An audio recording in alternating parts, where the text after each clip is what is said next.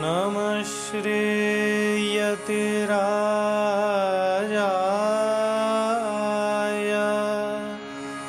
विवेकानन्दसूरये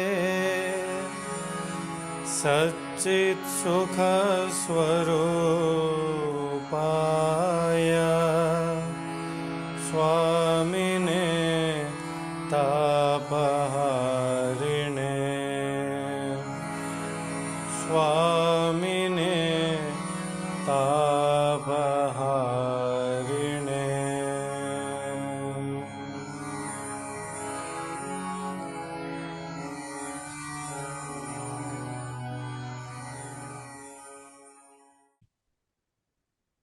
श्री गुरुभ्यो नमः। माया कल्पित मातृता मुखमृषाद्वैत प्रपंचाश्रयः सत्यज्ञान सुखात्मक श्रुतिशिखोत्थाखण्डधीगोचरः मिथ्याबन्ध विधूननेन परमानन्दैकतानात्मकं मोक्षं प्राप्त इव स्वयं विजयते विष्णुर्विकल्पोज्झितः। प्रतिकर्म व्यवस्थोपपादनावसरे घट प्रकाशकं चैतन्यं किं घटाकारस्थधीस्थाचित् इति स्वीकर्तव्यं वा, अथवा वृत्ति प्रतिबिंबित चैतन्य अभेदाभिव्यक्त विषयावच्छिन्न चैतन्यम् इति स्वीकर्तव्यं वा इति विकल्पं कृत्वा दूषणं न्यायामृतकारैरुक्तं। तस्य समाधानम् अस्माभिः गतकक्ष्यायां दृष्टम्। एवमेव वृत्तेस्तदाकारत्वं नाम किम् इति प्रश्नं कृत्वा तत्र च विकल्पान् प्रदर्श्य दूषणानि उक्तानि न्यायामृतकारैः। सिद्धिकारैस्तु वृत्तेस्तदाकारत्वं नाम किम् इति निर्दुष्टं किञ्चित् निर्वचनम् उक्तम्। अस्तीत्यादि तद्विषयक व्यवहार प्रतिबंधक अज्ञान निवर्तन योग्यत्वं वृत्तेस्तदाकारत्वम् अथवा तत्सन्निकृष्ट करण जन्यत्वं वृत्तेस्तदाकारत्वम् इति समाधानं तत्र उक्तम्।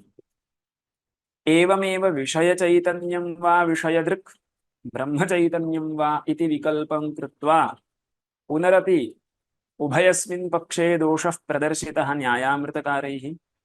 तत्र प्रक्रिया कथन पुरस्सरं समाधानमुक्तं सिद्धिकारैः। अन्ततो गत्वा ह्यः अस्माभिः किं दृष्टम् इत्युक्ते सुषुप्तिकाले अन्तःकरणं लीनं भवति चेत् यदि भवता अन्तःकरणावच्छिन्नं चैतन्यं जीवः इत्युच्यते तर्हि सुषुप्तिकाले उपाधिभूतस्य अन्तःकरणस्य लीनत्वात् उत्थानावसरे स एव जीवः जागर्ति इति वक्तुं न शक्यते इति कृत्वा कृतः न अकृत अभ्यागम प्रसंगः स्यात् इति प्रश्नः कृतः। तत्र सिद्धिकारैः इत्थं समाहितम्। अन्तःकरणं लीनं भवति इत्यस्य स्वरूपेण नास्ति चेदपि तत् कारणात्मना वर्तत एव। पूर्वतनम् अन्तःकरणं नश्यति, नूतनम् अन्तःकरणान्तरं जायते इति अस्माकं प्रक्रिया नास्ति। तदर्थं कानिचित् अधिकरणान्यपि सन्ति। सुप्तोत्थितः स एव यः पूर्वेद्युः अनुभवं प्राप्तवान्। तर्हि आकरग्रन्थेषु सः अंशः स्पष्टतरो वर्तते, तत्रैव विस्तरेण ज्ञातव्यः। एतावत्पर्यन्तं गतकक्ष्यायाम् अस्माभिः चिन्तितं पद्य प्रकारान्तरेण प्रश्नो वर्तते। वृत्त्युपरक्त चैतन्यं प्रमाण चैतन्यम् इति अस्माभिरुच्यते। वृत्त्युपरक्त चैतन्यं वृत्त्यवच्छिन्न चैतन्यम् इत्यस्यापि वृत्त्युपरक्त चैतन्यं वृत्ति प्रतिबिंबित चैतन्यम् इति अर्थः उच्यते किल। तत्र न्यायामृतकाराः प्रश्नं कुर्वन्ति। वृत्त्युपरक्तं चैतन्यं चैतन्यस्य वृत्त्युपरक्तत्वं वर्तते। चैतन्यस्य वृत्त्युपरक्तत्वं वर्तते इत्युक्ते किं वर्तते? चैतन्यस्य वृत्त्युपरक्तत्वं नाम किम्? सामान्यतः अस्माभिः समाधानं किं क्रियते? चैतन्यस्य वृत्तिप्रतिबिम्बितत्वम् एव वृत्त्युपरक्तत्वम्। चैतन्यं वृत्तौ प्रतिबिम्बते, चैतन्यं वृत्तिप्रतिबिम्बितं, चैतन्ये वृत्तिप्रतिबिम्बितत्वं वर्तते, चैतन्यस्य वृत्तिप्रतिबिम्बितत्वम् इदमेव वृत्त्युपरक्तत्वम् इति सामान्यतः वेदान्ती समाधानं कुर्यात्। किन्तु अत्र दोषं वदन्ति न्यायामृतकाराः। वृत्त्युपरक्तत्वं नाम वृत्तिप्रतिबिम्बितत्वम् इति त्वया वक्तुं न शक्यते। कुतः? दर्पणे मुखं प्रतिबिम्बते, तत्र तादृशस्थले दर्पणः उपाधित्वेन स्वीक्रियते। उपाधिभूतस्य दर्पणस्य उद्भूतरूपवत्वं वर्तते। दर्पणस्य उपाधेः उद्भूतरूपवत्वं वर्तते इति कृत्वा एव दर्पणं मुखस्य प्रतिबिम्बं ग्रहीतुं शक्नोति। दर्पणं मुखस्य प्रतिबिम्बं गृह्णाति, प्रतिबिम्बनोपाधिर्भवति। दर्पणः प्रतिबिम्बनोपाधिर्भवति, प्रतिबिम्बं गृह्णाति इत्यस्यैव प्रकारान्तरेण शब्दान्तरेण व्यवहारः कर्तव्यः चेत् प्रतिबिम्बन उपाधिर्भवति। तर्हि उद्भूतरूपं यत्र वर्तते तदेव प्रतिबिम्बनोपाधिर्भवितुम् अर्हति। अन्तःकरणं तु रूपरहितं वर्तते, अन्तःकरणे उद्भूतरूपं नास्ति। तर्हि अन्तःकरणस्य प्रतिबिम्बन उपाधित्वं न स्यात् इति न्यायामृतकारैः आक्षेपः क्रियते। अन्तःकरणस्य प्रतिबिम्बन उपाधित्वं न स्यात् इत्युक्ते अन्तःकरणं प्रतिबिम्बं ग्रहीतुं न प्रभवेत् इति आशयः। किन्तु तत्र एका शङ्का भवति, यत्र उद्भूतरूपं नास्ति तत् प्रतिबिम्बनोपाधिर्न भवति इति कथं वक्तुं शक्यते? पश्यन्तु, गुहास्थितः यः आकाशः सः तु शब्दस्य प्रतिबिम्बं गृह्णाति। तादृश गुहास्थ आकाशजन्यः यः प्रतिध्वनिर्वर्तते, प्रतिध्वनिः इत्युक्ते शब्दस्य प्रतिबिम्बः एव। तर्हि तत्र प्रतिबिम्बनोपाधिः गुहास्थः आकाशः। आकाशे उद्भूतरूपं नास्ति किल? तर्हि उद्भूतरूपम् अस्ति चेदेव प्रतिबिम्बं ग्रहीतुं प्रभवति। उद्भूतरूपवत्वम् अस्ति चेदेव प्रतिबिम्बनोपाधिता भवितुम् अर्हति इति कथं वक्तुं शक्यते? रूपरहिते अपि गुहास्थ आकाशे शब्दस्य प्रतिबिम्बं ग्रहीतुं सामर्थ्यमस्ति किल इति शङ्का स्यात्। अतः उच्यते शब्दान्यस्थले उपाधिना प्रतिबिम्बः ग्राह्यः चेत् तत्र उद्भूतरूपवत्वम् अपेक्षितम्। शब्दान्यप्रतिबिम्बनोपाधिता तत्रैव भवितुम् अर्हति यत्र उद्भूतरूपं वर्तते। दर्पणे उद्भूतरूपं वर्तते इति कृत्वैव दर्पणः मुखादीनां प्रतिबिम्बं ग्रहीतुम् अर्हति। दर्पणे उद्भूतरूपं वर्तते इति कृत्वैव दर्पणस्य प्रतिबिम्बन उपाधिता भवितुम् अर्हति। शब्दान्य प्रतिबिम्बन उपाधिता तत्रैव यत्र उद्भूतरूपं वर्तते। अन्तःकरणे तु उद्भूतरूपं नास्ति। तर्हि अन्तःकरणं चैतन्यस्य प्रतिबिम्बं कथं गृह्णीयात्? अन्तःकरणे चैतन्य प्रतिबिम्बन उपाधित्वं न स्यात् इति प्रथमः दोषः। द्वितीयः दोषः कः इत्युक्ते, दर्पणे मुखस्य प्रतिबिम्बो भवति, यस्य प्रतिबिम्बो भवति तस्यापि रूपवत्वम् अपेक्षितम्। यस्य प्रतिबिम्बो भवति तस्यापि रूपवत्वम् अपेक्षितं किल? इदानीं किं जातम् इत्युक्ते, मुखस्य प्रतिबिम्बो भवति, मुखे तु रूपं वर्तते, रूपवत्वं वर्तते, किन्तु चैतन्यस्य प्रतिबिम्बो भवति इति त्वया उच्यते। अन्तःकरणे चैतन्यं प्रतिबिम्बते इति त्वया उच्यते। चैतन्यस्य तु रूपरहितत्वं खलु वर्तते। तर्हि रूपरहितस्य चैतन्यस्य प्रतिबिम्बितत्वं कथम्?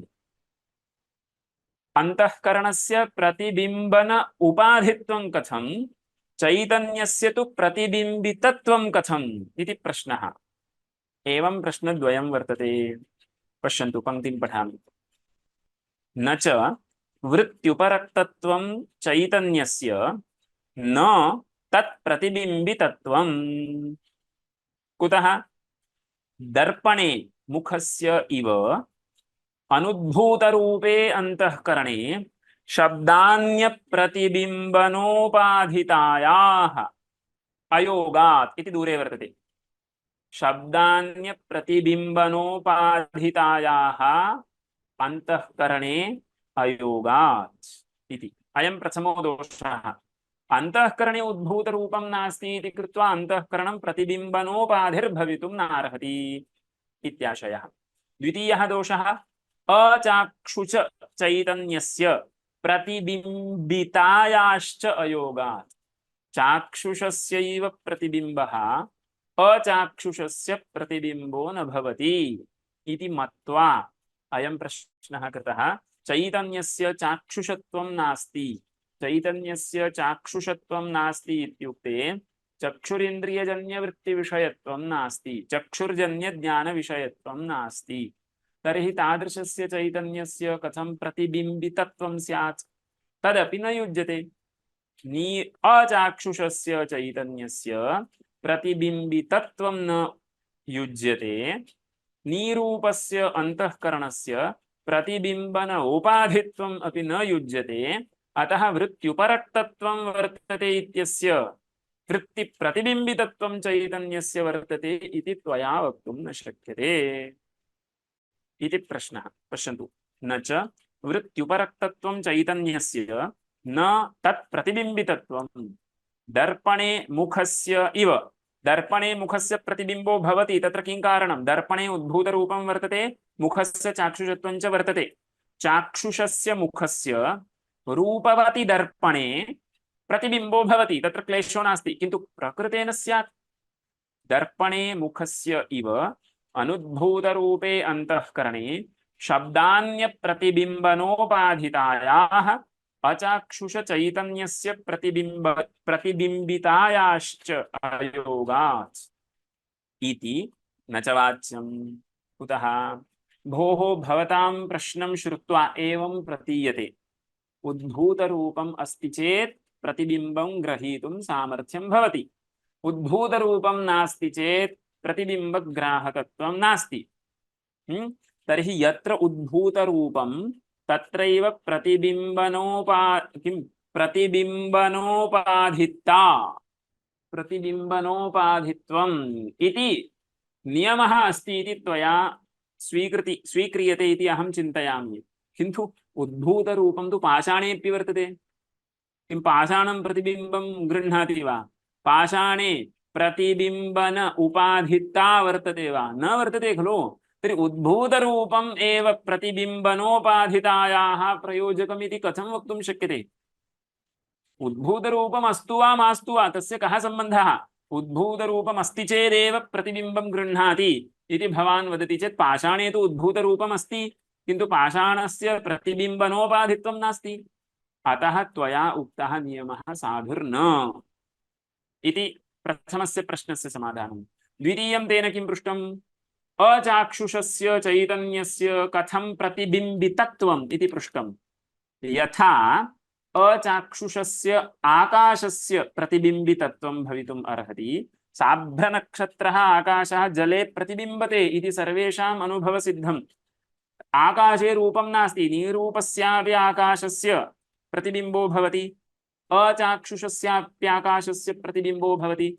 तर्हि यथा अचाक्षुषस्य साभ्रनक्षत्रस्य आकाशस्य प्रतिबिम्बितत्वम् अङ्गीक्रियते, तद्वत् अचाक्षुषस्यापि चैतन्यस्य अन्तःकरणे प्रतिबिम्बितत्वं यदि श्रुत्या उक्तं तर्हि किमर्थं नाङ्गीक्रियते इति प्रश्नः। तर्हि पश्यन्तु, उद्भूतरूपम् अस्ति चेदेव प्रतिबिम्बनोपाधिता भवितुमर्हति इति नियमे व्यभिचारः अस्ति। उद्भूतरूपवत्वं प्रतिबिम्बन उपाधिता प्रयोजकं न, अन्यथा यदि अयं नियमः न स्वीक्रियते तर्हि पाषाणेऽपि प्रतिबिम्ब ग्रहण योग्यत्वं स्यात्, तत्तु नास्ति। तर्हि एकं वक्तव्यं, किम् अपेक्षितं, कीदृशः पदार्थः प्रतिबिम्बं गृह्णाति, कीदृशे पदार्थे प्रतिबिम्बन उपाधिता वर्तते इत्युक्ते तदर्थं स्वच्छत्वम् अपेक्षितं। स्वच्छत्वम् अस्ति चेत् प्रतिबिम्बं ग्रहीतुं प्रभवति, स्वच्छत्वं नास्ति चेत् प्रतिबिम्बनोपाधिर्न भवति। उद्भूतरूपम् अस्ति न वा इति न चिन्तनीयं, स्वच्छत्वम् अस्ति न वा इति चिन्तनीयं। मलिने दर्पणे प्रतिबिम्बो न जायते, स्वच्छता नास्ति इति कृत्वा तस्यैव दर्पणस्य स्वच्छता सम्पादिता चेत् तत्र पुनरपि प्रतिबिम्बो भवति। तर्हि स्वच्छत्वम् एव प्रतिबिम्बनोपाधिता प्रयोजकं, न तु उद्भूतरूपवत्वम्। तर्हि अन्तःकरणस्य स्वच्छत्वं वर्तते वा इत्युक्ते वर्तते। यदि श्रुतिः प्रतिपादयति अन्तःकरणं चैतन्यस्य प्रतिबिम्बं गृह्णाति, तर्हि अन्तःकरणे स्वच्छत्वं नास्ति इति न। तत्र स्वच्छत्वम् अस्ति न वा इति कथं ज्ञातव्यं, फलं दृष्ट्वा अनुमेयं, फलैकोन्नेयं स्वच्छत्वं। प्रतिबिम्बं गृह्णाति चेत् स्वच्छत्वं वर्तते, प्रतिबिम्बं न गृह्णाति चेत् स्वच्छत्वं न वर्तते। अन्तःकरणे स्वच्छत्वं वर्तते इति कथम् अवगतं, श्रुत्या उक्तं किल अन्तःकरणं प्रतिबिम्बं गृह्णाति, तर्हि अन्तःकरणस्य स्वच्छत्वं वर्तते इति स्वीकर्तव्यम्। अज्ञानस्य स्वच्छत्वं वर्तते वा इति एकः प्रश्नः। यतोहि अन्तःकरणावच्छिन्नं चैतन्यं जीवः इति यथा पक्षो वर्तते, तद्वत् अज्ञानोपहितं चैतन्यं जीवः इत्यपि पक्षो वर्तते। तर्हि तत्र अज्ञानं स्वच्छं न वा इत्यपि एकः प्रश्नः वर्तते। अज्ञानमपि स्वच्छं, किमर्थम् इत्युक्ते अज्ञानं त्रिगुणात्मकं खलु। त्रिगुणात्मकम् इत्युक्ते सत्त्वगुणस्तत्र वर्तते। सत्त्वं कीदृशम् इत्युक्ते प्रकाशकम् इति गीतादिषु प्रसिद्धमस्ति। तर्हि सत्त्वगुणः वर्तते इति कृत्वा अज्ञानस्यापि स्वच्छत्वं वर्तते। स्वच्छत्वं वर्तते चेत् प्रतिबिम्बन उपाधित्वं भवितुम् अर्हति इति प्रथमस्य प्रश्नस्य समाधानं। द्वितीयस्य प्रश्नस्य समाधानं तु ज्ञायते एव। अचाक्षुषस्य चैतन्यस्य कथं प्रतिबिम्बितत्वम् इति पृष्टम्। उत्तरम्, अचाक्षुषस्य आकाशस्य यथा जले प्रतिबिम्बितत्वं भवितुम् अर्हति, तद्वत् अचाक्षुषस्य चैतन्यस्यापि अन्तःकरणे अज्ञाने वा प्रतिबिम्बितत्वं भवितुम् अर्हति। इदं समाधानं। पंक्तिं पठामि, समन्वयो भवति न वा इति पश्यन्तु।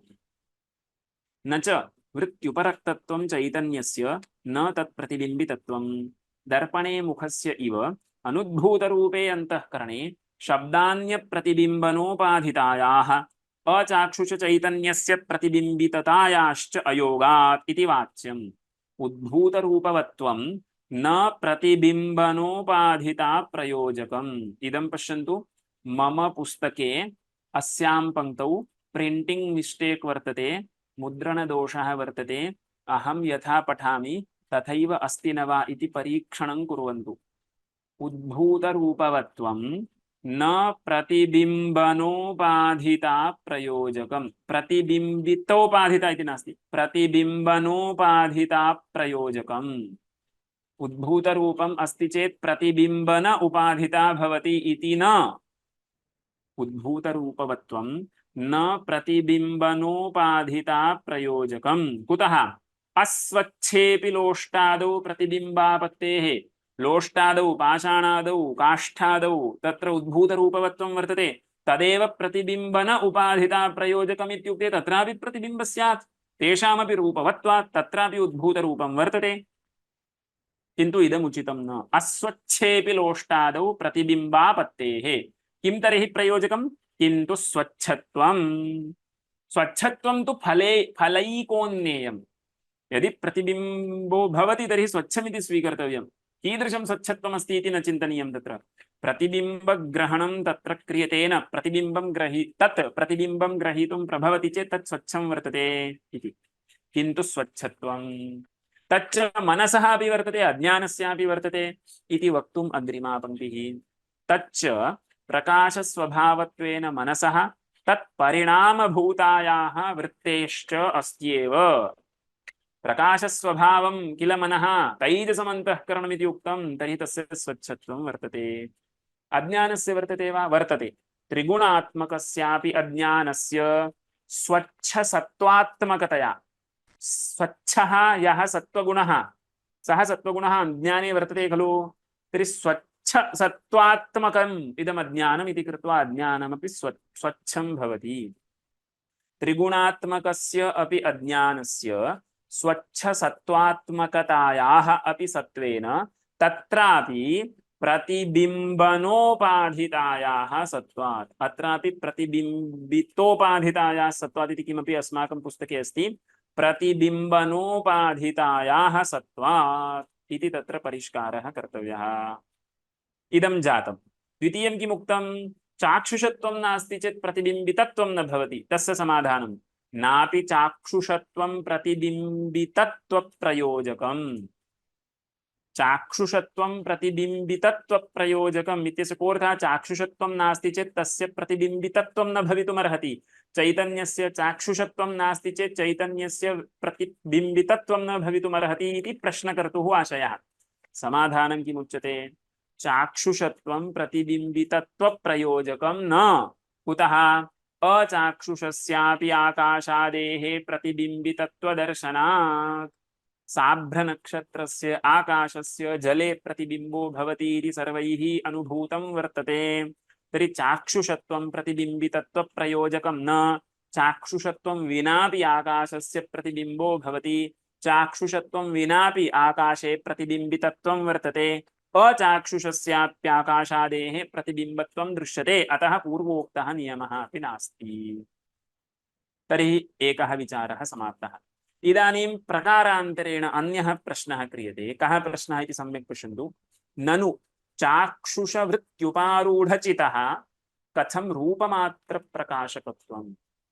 चक्षुर्जन्या काचित् वृत्तिर्वर्तते। तादृशवृत्त्युपहितं चैतन्यं, वृत्त्युपारूढं चैतन्यं रूपं प्रकाशयति इति अस्माभिरुच्यते। चक्षुर्जन्यवृत्त्युपारूढं चैतन्यं रूपस्य प्रकाशकम् इति उच्यते किल। तत्र न्यायामृतकारैः प्रश्नः क्रियते। चाक्षुषवृत्त्युपारूढचितः रूपमात्रप्रकाशकत्वम् इति कुतः? तच्चैतन्यं वृत्त्युपहितं चैतन्यं, वृत्तिप्रतिबिम्बितं चैतन्यं, वृत्त्युपारूढं चैतन्यं रूपमेव प्रकाशयति इति कुतः? रसं कुतः न प्रकाशयति? गन्धं कुतः न प्रकाशयति? किं गन्धेन सह सम्बन्धः नास्ति वा? गन्धेन सह चैतन्यस्य वृत्त्युपरक्तचैतन्यस्य सम्बन्धस्तु वर्तते। तथापि रूपमेव प्रकाशयति, गन्धं तु न प्रकाशयति इति कुतः इति शङ्का कर्तुः आशयः अस्ति। तत्र एवं किञ्चित् वक्तुं शक्यते। भोः, प्रभायाः अपि यदा घटदेशेन सह संयोगो वर्तते, प्रभया घटदेशः संयुक्तो वर्तते, तदानीमपि घटगतं रूपमेव प्रकाशयति खलु, रसं न प्रकाशयति। प्रभा घटेन सह संयुक्ता सती रूपमेव प्रकाशयति, रसं न प्रकाशयति। तद्वत् वृत्त्युपारूढं चैतन्यं घटं तद्गतं रूपं च प्रकाशयति, रसं न प्रकाशयति इति वक्तुं शक्यते किल इति कश्चित् मध्ये समाधानं वक्तुं प्रयत्नं करोति। तस्य खण्डनं न्यायामृतकारैः विस्तरेण क्रियते। भवता उक्तं सम्यक् नास्ति, विषमो दृष्टान्तः इति किञ्चित् उच्यते। पश्यन्तु, प्रश्नं पठामि। ननु चाक्षुषवृत्त्युपारूढचितः कथं रूपमात्रप्रकाशकत्वं न च प्रभावनियमः। प्रभावदत्रापि नियमो भवतु। प्रभा कुतः रूपमेव प्रकाशयति न रसम् इति प्रश्नः कर्तुं शक्यते वा? तत्र स्वभावः एव शरणम् इति उच्यते खलु। तद्वत् प्रकृतेपि तथैव भवतु। वृत्त्युपारूढस्य चैतन्यस्य रूपप्रकाशकत्वं भवतु, रसप्रकाशकत्वं मास्तु। यद्यपि तच्चैतन्यं रूपेणापि सम्बद्धं, रसेनापि सम्बद्धं, तथापि रूपमेव प्रकाशयति, रसं न प्रकाशयति। यथा प्रभा घटेन सह संयुक्ता इत्युक्ते तद्गतरूपेण सह अपि सम्बन्धो वर्तते, रसेन सह अपि सम्बन्धो वर्तते, किन्तु प्रभा रूपमेव प्रकाशयति न रसम् इतिवत् अत्रापि भवतु इति न च वाच्यम् इति पूर्वपक्षी मन्यते। ननु चाक्षुषवृत्त्युपारूढचितः कथं रूपमात्रप्रकाशकत्वं?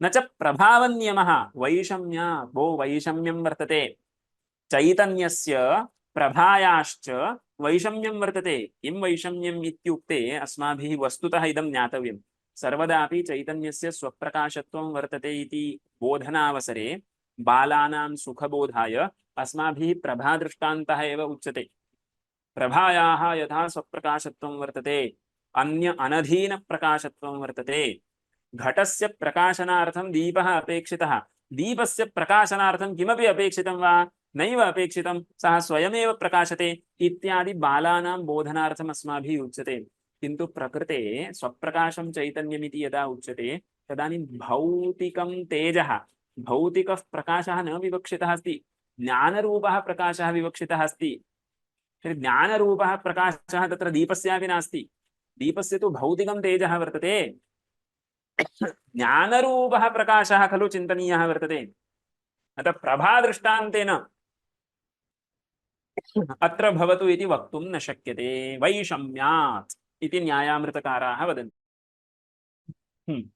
वैषम्यं कथम् इति न्यायामृतकाराः वदन्ति तथा हि प्रभायां तमो विरोधित्वं रूपं प्रति इव गन्धादीन् प्रत्यपि समम् पश्यन्तु प्रभा किं करोति प्रभा तमः निवर्तयति तमः इति द्वितीया विभक्तिः प्रभा तमः निवर्तयति किन्तु घटदेशस्थं तमः निवर्तयति घटदेशस्थं तमः यदा निवर्तयति तदानीं रूपम् अपि तस्मिन्नेव देशे वर्तते खलु तर्हि रूपदेशस्थम् अपि तमः निवर्तयति रसः अन्यत्र वर्तते वा रसोऽपि तत्रैव वर्तते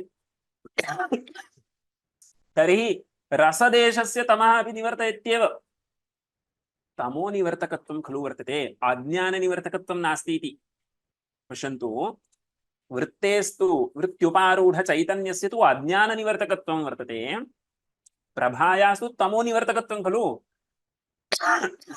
तर्हि तमो निवर्तकत्वं तमो विरोधित्वं प्रभायाः वर्तते तत् केवलं रूपं प्रत्येव तमो विरोधित्वम् इति न गन्धादीन् प्रत्यपि अस्ति इदं वैलक्षण्यं चिन्तनीयं तथा हि प्रभायां तमो विरोधित्वं रूपं प्रति इव गन्धादीन् प्रति अपि समम् न हि सा गन्धदेशस्थं तमो न निवर्तयति प्रभा गन्धदेशस्थं तमः न निवर्तयति इति न किन्तु निवर्तयत्येव प्रभा गन्धदेशस्थं तमः न निवर्तयति इति न किन्तु निवर्तयत्येव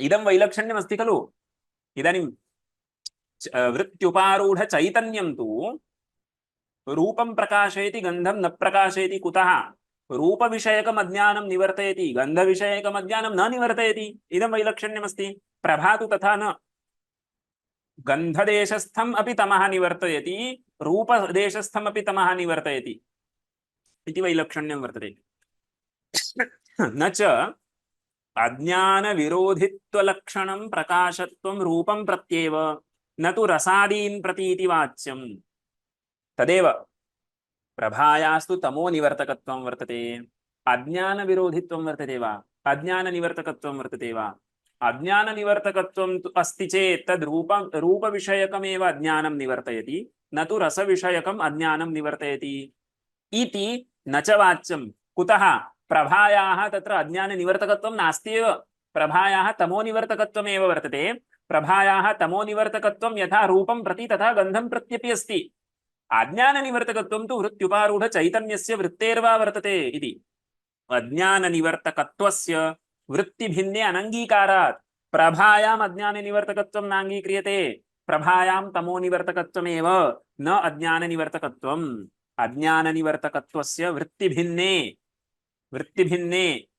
इत्युक्ते वृत्त्युपरक्तचैतन्यभिन्ने इत्येव अर्थः वृत्त्युपरक्तचैतन्यमेव अज्ञाननिवर्तकम् न तु प्रभायास्तु तमोनिवर्तकत्वं वर्तते अनङ्गीकारात् प्रभायां रूपग्राहकचक्षुस्सहकारित्ववत् गन्धादिग्राहि घ्राणादि सहकारित्व अभावे अपि पश्यन्तु इदमपि एकं वैलक्षण्यमस्ति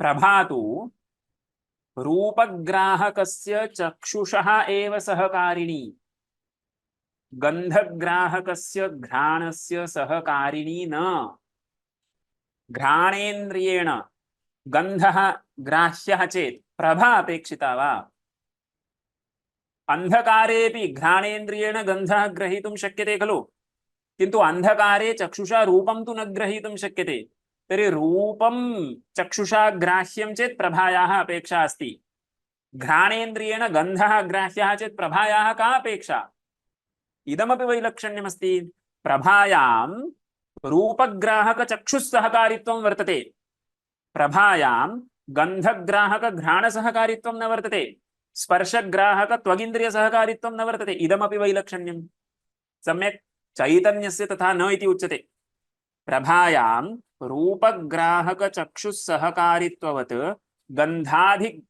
गन्धादिग्राहि घ्राणादि सहकारित्व अभावेपि प्रभायां तादृश सहकारित्वं नास्ति चेदपि चैतन्यस्थले तथा न चितः ग्राहकान्तर असहकारित्वेन चैतन्यं तु किं जातं प्रभायाः चक्षुस्सहकारित्वं वर्तते प्रभा घ्राणादेः सहकारिणी न भवति इति सम्यक् चैतन्यस्य सहकार्यन्तरं किमपि अपेक्षितं वा स्वसम्बद्धं सर्वं भासयति कस्यचित् साहाय्येन भासयति इति अस्ति वा चैतन्यस्य स्वसम्बद्ध सर्वावभासकत्वं स्वभावः चैतन्यस्य स्वसम्बद्ध सर्वावभासकत्वं स्वभावः अन्यापेक्षा नास्ति इति उच्यते चितः ग्राहकान्तर असहकारित्वेन प्रभायास्तु सहकारी कारणम् अपेक्षितं चैतन्यस्य तु अन्यत् किमपि सहकारित्वेन नापेक्षितं चितः ग्राहकान्तर असहकारित्वेन तद्वत् इत्युक्ते प्रभावत् सहकारी विलम्बेन विलम्बस्य वक्तुम् अशक्यत्वात् प्रभास्थले वक्तुं शक्यते भोः प्रभया गन्धः कुतो न प्रकाश्यते इत्युक्ते सहकारी नास्ति गन्धस्य ग्रहणार्थं यत् सहकारी अपेक्षितं तत्सर्वं नास्ति इति कृत्वा प्रभायाः गन्धग्राहकत्वं नास्ति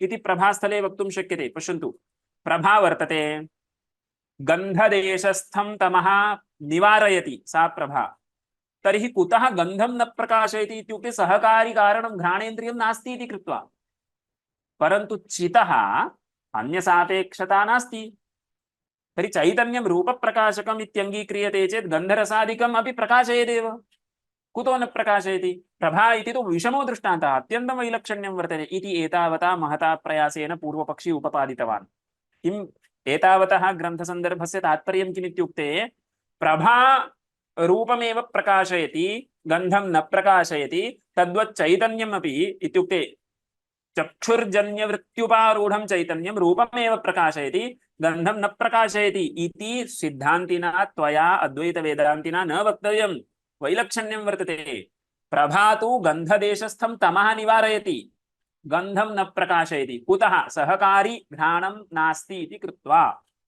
चैतन्यस्य अन्यसापेक्षता नास्ति तर्हि चैतन्येन तु यथा रूपं प्रकाश्यते तथा गन्धादिः कुतो न प्रकाश्यते इति समीचीनः प्रश्नः इति न्यायामृतकाराणाम् आशयो वर्तते तथा च चितः सर्वगतत्वेन सर्वसम्बन्धात् चितः सर्वगतत्वं वर्तते सर्वव्यापकत्वं वर्तते तर्हि सर्वेण सह सम्बन्धोऽपि वर्तते तथा च चितः सर्वगतत्वेन सर्वसम्बन्धात् रूपादिवत् गुरुत्वादेरपि आश्रयद्वारा साक्षाद्वा सम्बन्धित्वात् प्रकाशापत्तिः गुरुत्वम् अपि प्रकाशयेत् चैतन्यं गुरुत्वम् अपि प्रकाशयेत् कुतः गुरुत्वेन सह सम्बन्धो नास्ति वा चैतन्यस्य सर्वगतत्वं वर्तते चेत् गुरुत्वेन सह सम्बन्धो वक्तव्यः एव गुरुत्वेन सम्बन्धः कः इत्युक्ते साक्षात् सम्बन्धः इति वा उच्यतां गुरुत्वाश्रयः यत् द्रव्यं तद्द्वारा सम्बन्धः परम्परा सम्बन्धो वा उच्यतां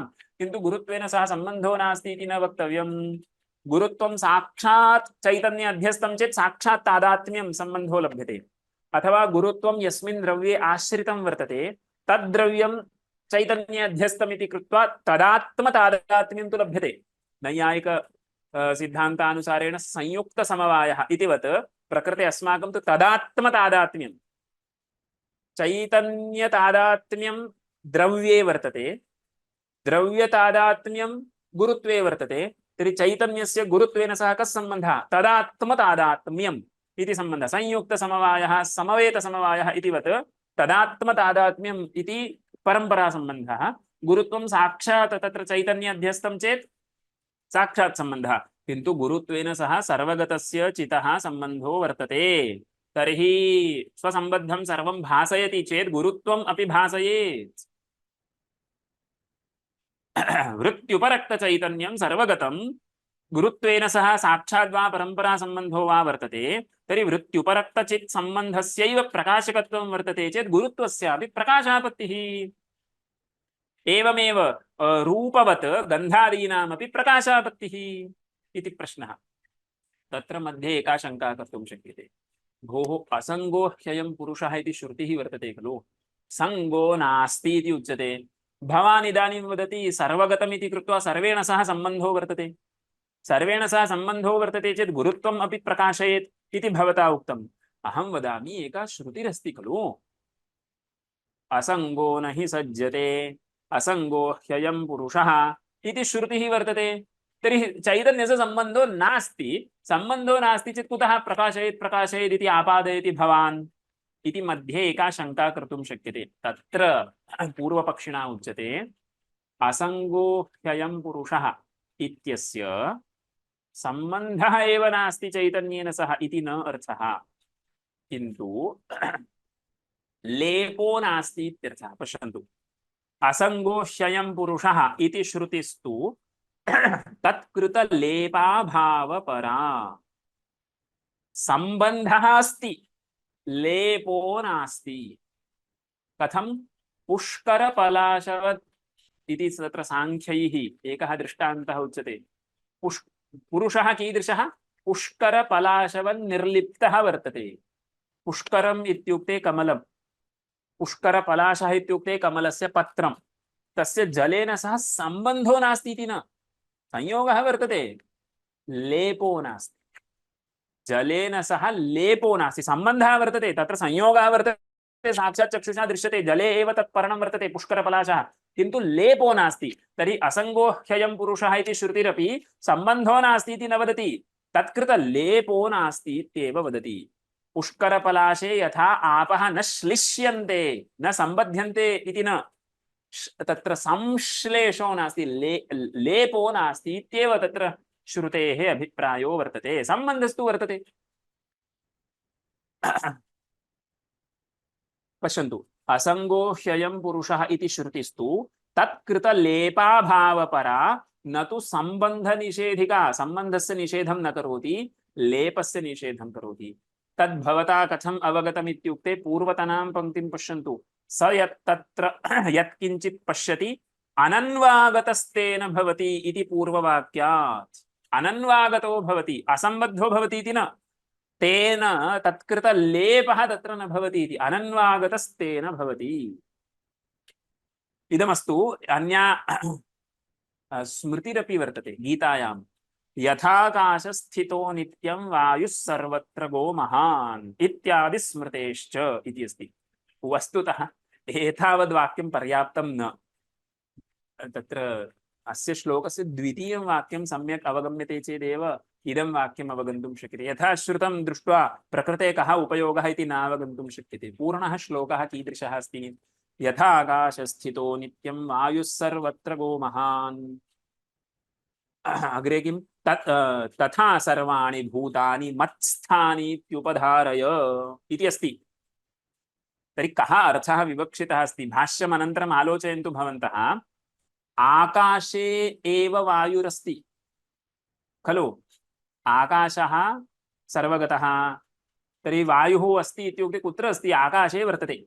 आकाशे एव वायुर्वर्तते, किन्तु आकाशः असङ्गः खलु। आकाशे एव वायुर्वर्तते चेदपि आकाशः असङ्गः, तद्वत् सर्वाणि भूतानि मयि वर्तन्ते चेदपि अहम् असङ्गः इति भगवान् वदति। अनेन श्लोकेन भगवान् श्रीकृष्णः किं वक्तुं इच्छति? यद्यपि सर्वाणि भूतानि मत्स्थानि, तथापि अहम् असङ्गो अस्मि, मम कोऽपि सङ्गः नास्ति इति दृष्टान्तदार्ष्टान्तिकभावः प्रकृते विवक्षितः अस्ति। तत्र पश्यन्तु, सर्वत्र गः महान् वायुः नित्यम् आकाशस्थितश्चेदपि आकाशस्तु असङ्गः, तद्वत् इमानि भूतानि मत्स्थानि चेदपि अहं तु असङ्गो भवामि इति आशयेन सह श्लोकः अस्ति। तर्हि सम्बन्धः अस्ति, तल्लेपो नास्ति। सम्बन्धो नास्ति इति वक्तुं न शक्यते। सर्वगतत्वं निरूपणीयं चेत् सम्बन्धः अस्ति, तत्कृतलेपो नास्ति इति तत्र श्रुतेरभिप्रायः, स्मृतेश्च अभिप्रायः इति। पश्यन्तु, क्रमेण क्रमेण संगतिं योजयित्वा एतावत्पर्यन्तं पूर्वपक्षः आगतः अस्ति। सर्वं मिलित्वा पूर्णं पठामि। तथा हि प्रभायां तमोविरोधित्वं रूपं प्रति इव गन्धादीन् प्रत्यपि समं, न हि सा गन्धदेशस्थं तमो न निवर्तयति, न च अज्ञाननिरोधित्वलक्षणं प्रकाशकत्वं रूपं प्रत्येव, न तु रसादीन् प्रति इति वाच्यम्। अज्ञाननिवर्तकत्वस्य वृत्तिभिन्ने अनङ्गीकारात् प्रभायां रूपग्राहक चक्षुस्सहकारित्ववत्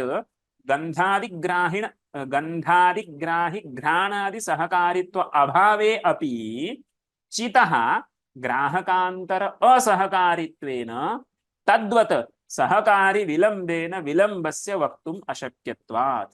तथा च चितः सर्वगतत्वेन सर्वसम्बन्धात् रूपादिवत् गुरुत्वादेरपि आश्रयद्वारा साक्षाद्वा संबंधित्वात् प्रकाशापत्तिः वृत्त्युपरक्तचित् संबन्धस्यैव प्रकाशकत्वात्।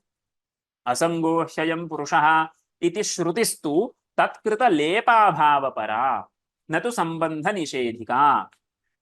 सयत् तत्र यत्किञ्चित् पश्यति अनन्वागतस्तेन भवति इति पूर्ववाक्यात्।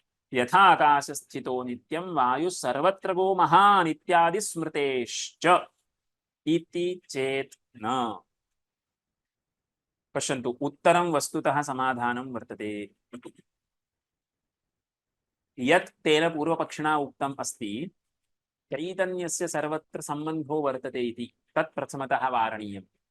असङ्गो ह्ययं पुरुषः इति श्रुत्या चैतन्यस्य कुत्रापि सम्बन्धो नास्ति। सम्बन्धसिद्ध्यर्थं खलु वृत्तिरपेक्षिता, चिदुपरागार्था खलु वृत्तिः। चैतन्यस्य स्वतः सम्बन्धो नास्ति, वृत्तिप्रयुक्तः सम्बन्धः वाच्यः। तेन यदुक्तम् असङ्गो ह्ययं पुरुषः इत्यत्र सम्बन्धस्य निषेधं न करोति, किन्तु लेपो न भवति इत्येतावदेव उच्यते इति न। साक्षात् सम्बन्धः एव नास्ति इत्येव तस्याः श्रुतेरर्थः। तर्हि चैतन्यस्य सम्बन्धः नास्ति, चैतन्यस्य सर्वगतत्वेपि ज्ञानप्रयोजकः सम्बन्धः नास्ति, स च सम्बन्धः वृत्त्या कर्तव्यः वर्तते इत्येव तत्र समाधानस्य आशयः वर्तते। पश्यन्तु, प्रभायाः रूपरसादिदेशगततमोनाशकत्वं तत्सम्बन्धात् युज्यते। दृष्टान्तः भवता सम्यक् एव उक्तः। प्रभा केवलं रूपदेशस्थं तमः एव नाशयति इति न, गन्धदेशस्थम् अपि तमः नाशयति, तत्र रसदेशस्थम् अपि तमः नाशयति, तत् सत्यं। किन्तु तत्र सहकारी कारणं नास्ति इति कृत्वा प्रभया तत्सर्वं न प्रकाश्यते इति यत् त्वया उदाहरणम् उक्तं तद् युज्यते, तद् युक्तमेव। किन्तु तद्वदेव दार्ष्टान्तिके भवतु इति यदुक्तं खलु, तत्र अस्माकं विप्रतिपत्तिर्वर्तते इति उच्यते। पश्यन्तु, प्रभायाः रूपरसादिदेशगततमोनाशकत्वं तत्सम्बन्धात् प्रभायाः तद्देशसम्बन्धात् युज्यते। चैतन्यस्य तु न युज्यते। कुतः? चैतन्यस्य तु स्वभावतः असम्बद्धत्वात्। चैतन्यस्य असङ्गत्वं स्वभावः, सम्बन्धस्तु वृत्त्या कर्तव्यः इति अस्ति। चैतन्यस्य तु स्वभावतः असम्बन्धत्वात् तदाकारवृत्त्या तदेकसम्बन्धस्य उपादानात् कथम् अन्यावभासकत्वप्रसङ्गः। तर्हि रूपाकारावृत्तिर्जायते चेत् रूपेण सह सम्बन्धो भवति, गन्धाकारावृत्तिर्जायते चेत् गन्धेन सह सम्बन्धो भवति। तत्तदाकारवृत्तिः अपेक्षिता तदर्थं। चैतन्यस्य स्वाभाविकम् असङ्गत्वं वर्तते। तर्हि सङ्गः वक्तव्यः चेत् तत्तदाकारवृत्तिरपेक्षिता। तर्हि यदाकारावृत्तिर्वर्तते तेन सहैव चैतन्यस्य सम्बन्धः, तर्हि तमेव विषयं चैतन्यं प्रकाशयति, न अन्यं विषयम् इति। अन्यथा तत्र जीवस्य सर्वज्ञत्वावृत्तिः, चैतन्यस्य सर्वत्र सम्बन्धो वर्तते, सर्वं प्रकाशयतु इत्युक्ते कथं? यदाकारवृत्तिर्वर्तते तेनैव सह चैतन्यस्य सम्बन्धो वर्तते इति अवश्यं वक्तव्यं। चैतन्यस्य असङ्गत्वं स्वभावः, सम्बन्धः वक्तव्यः चेत् वृत्तिप्रयुक्तः एव सः सम्बन्धः वक्तव्यः इति आशयः। चैतन्यस्य तु स्वभावतः असम्बद्धत्वात् तदाकारवृत्त्या तदेकसम्बन्धस्य उपादानात् कथम् अन्यावभासकत्वप्रसङ्गः? चैतन्यस्य विषयसम्बन्धः वृत्त्यधीनः वर्तते, तर्हि यदाकारावृत्तिः तेनैव विषयेण सह चैतन्यस्य सम्बन्धो भवति। गन्धाकारावृत्तिः चक्षुरिन्द्रियेण न उत्पादिता। चाक्षुषवृत्त्या चाक्षुषवृत्तिः रूपम् एव विषयीकरोति। कुतः इत्युक्ते चक्षुषः तत्रैव सामर्थ्यं। चक्षुर्जन्या वृत्तिः गन्धविषयिणी नास्ति। गन्धाकारावृत्तिः अस्ति चेदेव गन्धे तत्र गन्धः चैतन्येन प्रकाशयितुं शक्यते। प्रकृते तादृशी वृत्तिर्नास्ति चेत् किं कुर्मः? तदर्थं घ्राणेन्द्रियजन्या वृत्तिः गन्धं प्रकाशयति इति ज्ञातव्यम्। तदाकारवृत्त्या तदेकसम्बन्धस्य उपादानात् कथम् अन्यावभासकत्वप्रसङ्गः? अस्तु, स्वभावतः असङ्गत्वम् इत्यत्र किं मानं?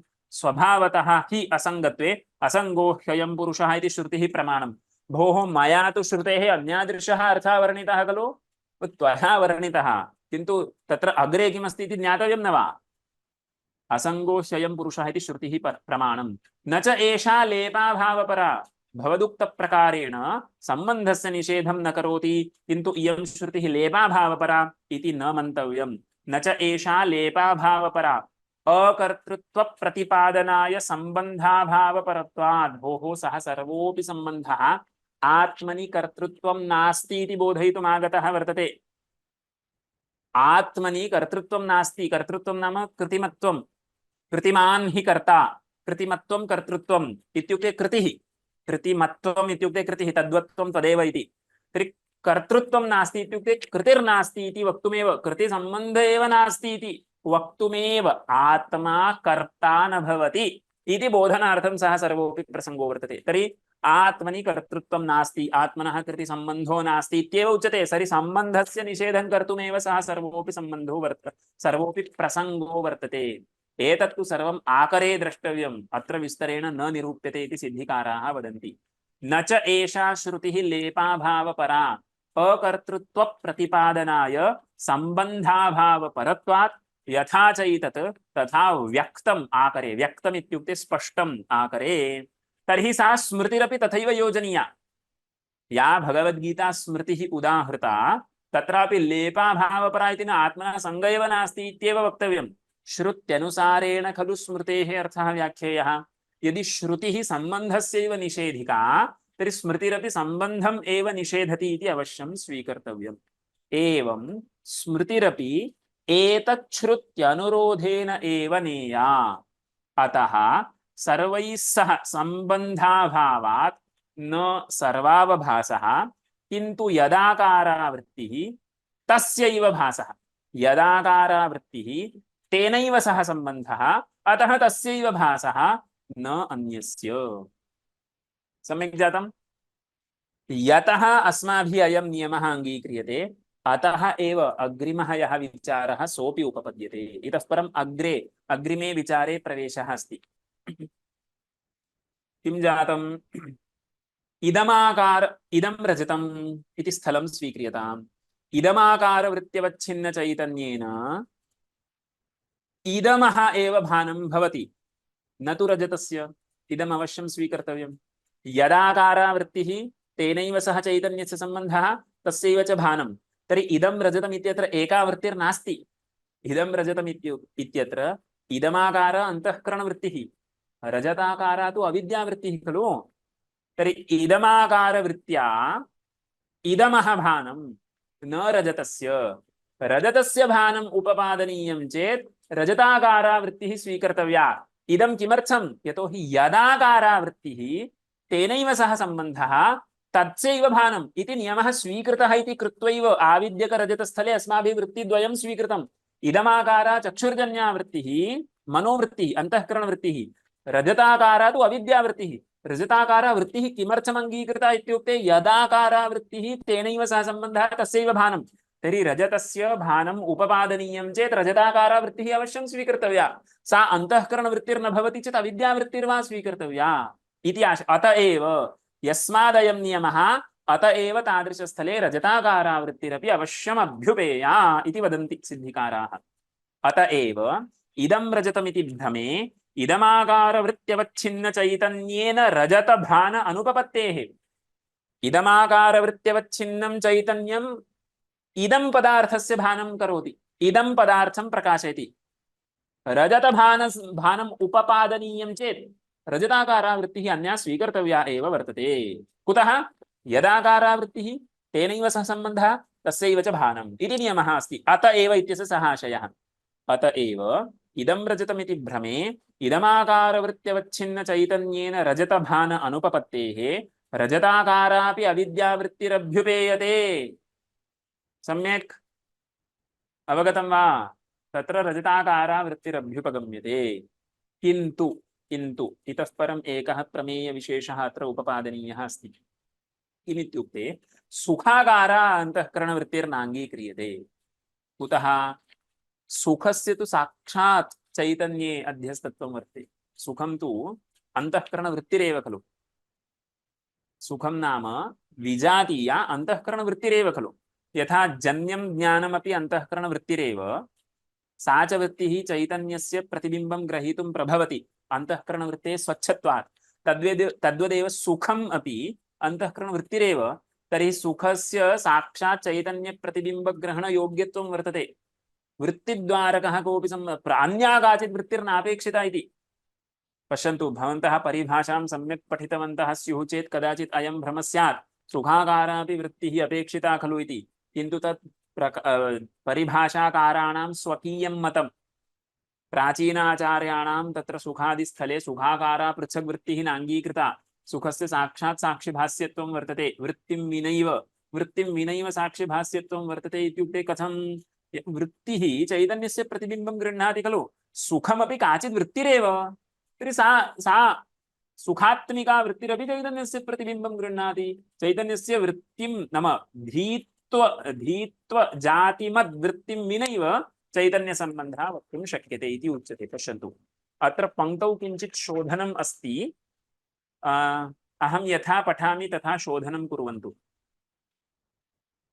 स्वतश्चिद्बिम्ब अग्राहके वृत्तिम् अन्तरेण चैतन्यस्य तदाकारत्वयोगात्। स्वतश्चिद्बिम्बग्राहके तु अन्तःकरणवृत्त्यादौ न वृत्त्यपेक्षा इति न अनवस्था। यः पदार्थः चैतन्यस्य प्रतिबिम्बं ग्रहीतुं न प्रभवति तत्र वृत्तेः अपेक्षा वर्तते। तादृशस्थले वृत्तिं विना चैतन्यस्य तदाकारत्वं न युज्यते। किन्तु यः पदार्थः स्वतः एव चितः प्रतिबिम्बं ग्रहीतुं प्रभवति तत्र अन्यस्याः वृत्तेरपेक्षा नास्ति इति आशयः। तर्हि पश्यन्तु, घटः चैतन्यस्य प्रतिबिम्बं ग्रहीतुं प्रभवति वा? न प्रभवति। तर्हि तादृशस्थले घटाकारवृत्तिः अपेक्षिता। सा वृत्तिः चैतन्यस्य प्रतिबिम्बं गृह्णाति। तर्हि तत्र चैतन्यस्य वृत्तिद्वारकः घटसम्बन्धो वर्तते। अतः वृत्त्या एव घट नाम वृत्तिस्तत्र अपेक्षिता। सुखादिस्थले तथा न। सुखम् इत्यपि एका अन्तःकरणवृत्तिरेव। तर्हि अन्तःकरणस्य स्वच्छत्वात् सा सुखात्मिका अन्तःकरणवृत्तिः चैतन्यस्य प्रतिबिम्बं गृह्णाति। तर्हि अन्या काचित् सुखाकार अन्तःकरणवृत्तिर्नापेक्षिता। वृत्तिं विनैव चैतन्येन सुखं भास्यते। घटस्तु तथा न। वृत्तिम् अपेक्ष्य चैतन्यभास्यत्वं घटे। सर्वं साक्षिभास्यमेव। सर्वं साक्षिभास्यं। घटोपि साक्षिभास्यः, सुखमपि साक्षिभास्यं। किन्तु घटः वृत्तिद्वारा साक्षिभास्यः, सुखं तु वृत्तिं विनैव साक्षिभास्यः इति तत्र नियमः अस्ति। स्वतः चिद्बिम्ब अग्राहके बिम्बस्य ग्रहणं नाम प्रतिबिम्बनमेव। स्वतः चैतन्यस्य प्रतिबिम्बं न गृह्णाति चेत् वृत्तिं विना वृत्तिम् अन्तरेण चैतन्यस्य तदाकारत्वं न भवति।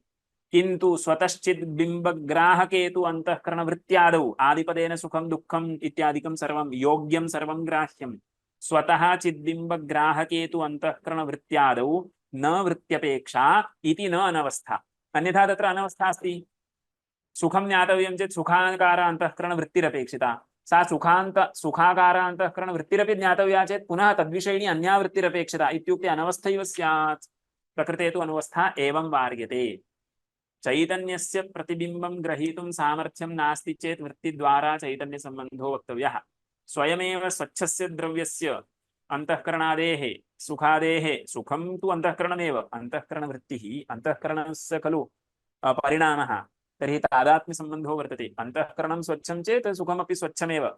तर्हि तत्र तु प्रतिबिम्बग्रहणसामर्थ्यं वर्तते। अतः वृत्त्यन्तरम् अन्या वृत्तिर्नापेक्षिता। सुखम् इति एका वृत्तिः पर्याप्ता, सा वृत्तिः चैतन्यस्य प्रतिबिम्बं गृह्णाति, अतः अनवस्था नास्ति इति जातम्। अन्योपि इतः परं प्रश्नः, न च आश्रयसम्बन्धाविशेषेऽपि रूपाकारा वृत्तिः न गन्धाकारा इति कुतः? पुनः अपि तादृशमेव प्रश्नं करोति, प्रकारान्तरेण पुनरपि प्रश्नं करोति। तं विचारं श्वः पश्यामः। यतोहि इदानीम् आरभ्यते चेत् तत् समापयितुं न शक्यते, दीर्घः अस्ति विचारः। अस्तु वा? कोऽपि प्रश्नः अस्ति चेत् अवश्यं प्रष्टुं शक्यते, नास्ति चेत् समापयामः। अस्तु। मायाकल्पितमातृता मुखमृषाद्वैतप्रपञ्चाश्रयः सत्यज्ञानसुखात्मकश्रुतिशिखोत्थाखण्डधीगोचरः मिथ्याबन्धविधूननेन परमानन्दैकतानात्मकं मोक्षं प्राप्त इव स्वयं विजयते विष्णुर्विकल्पोज्झितः। श्वः मिलामः।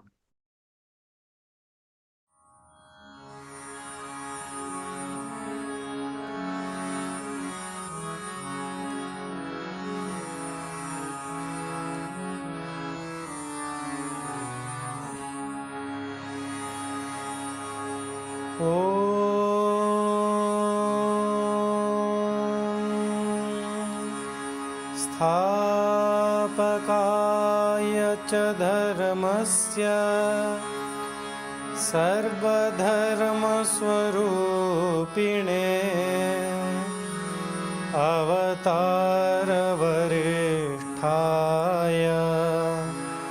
रामकृष्णाय ते नमः। रामकृष्णाय ते नमः।